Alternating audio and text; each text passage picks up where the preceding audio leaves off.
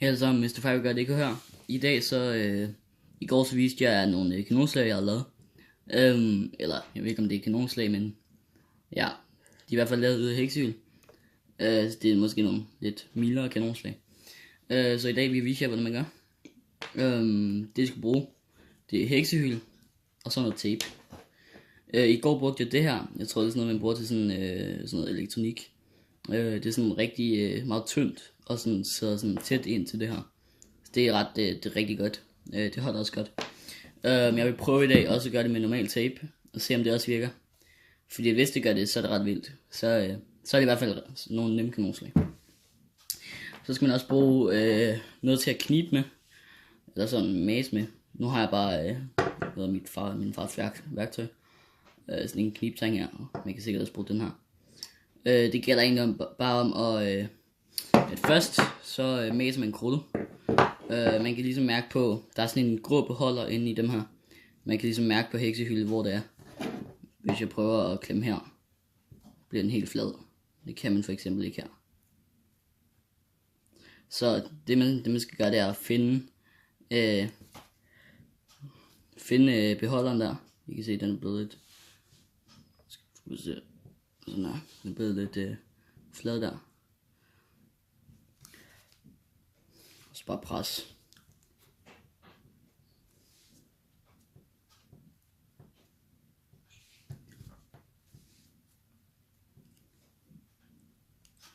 Okay. Når jeg har gjort det, så vender I den en gang. I kan se, den er sådan ret flad lige der. Det var krudtet så. Så vender I den, og så gør det også herover. Og så hvis man er heldig, så siger den knæk herop. Der. Det var så plastikbeholderen, der er knækket. Så presser I ellers bare. Sådan der. Og så gør det bare lige en sidste gang, bare for at være sikker.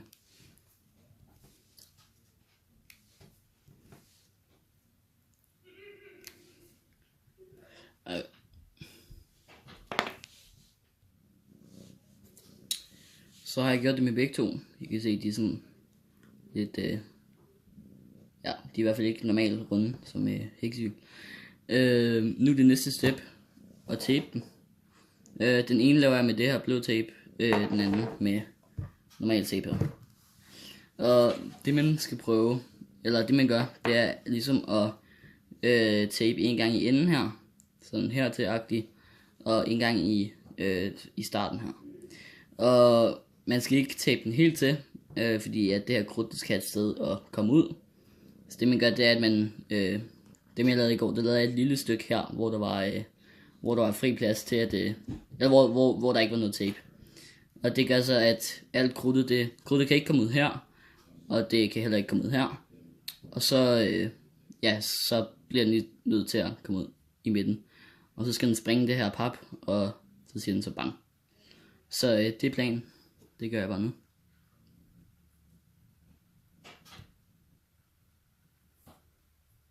Ja. Jeg skal også bruge en saks.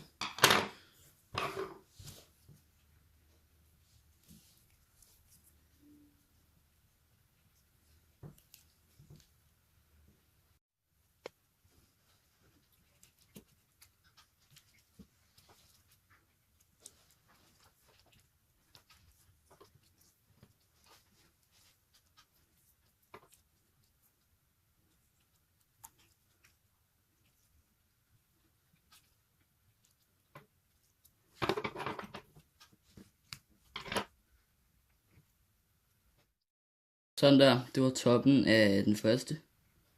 Jeg er meget tilfreds. Og I kan se, hvordan den sidder rigtig tæt til. Man kan se outlinen af det inderste lag tape. Så den her tape, jeg ved ikke, hvad det hedder, men det er i hvert fald rigtig godt til det her. Nu tager vi bunden.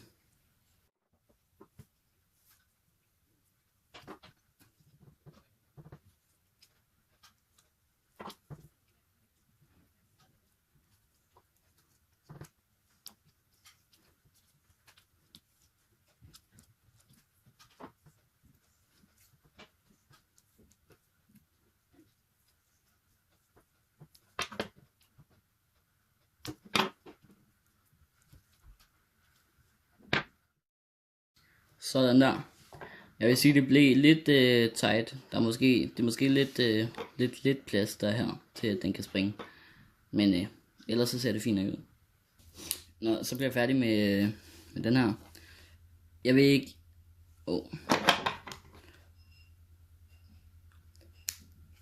Jeg tror, det er lidt sværere med normal tape, fordi det her blå tape, det er sådan virkelig elastisk. Så det får jeg se.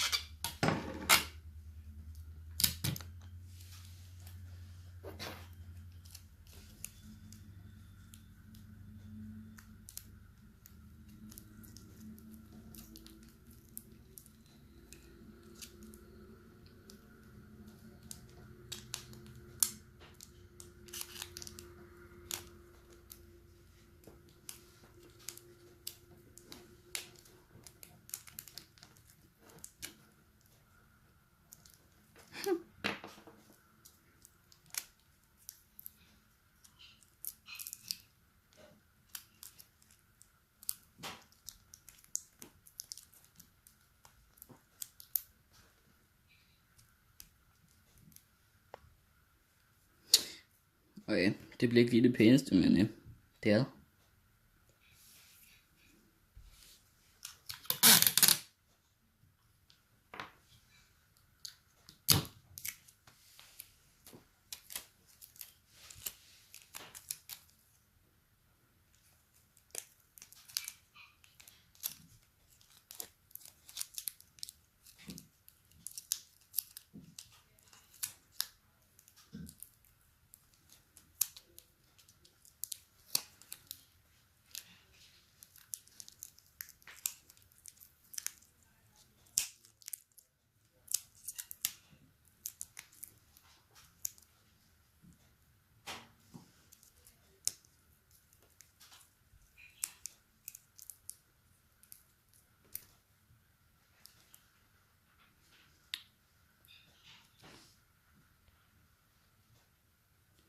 Nå, okay, jeg er sgu tilfreds. Jeg ved ikke, om man kan se det så godt her. Men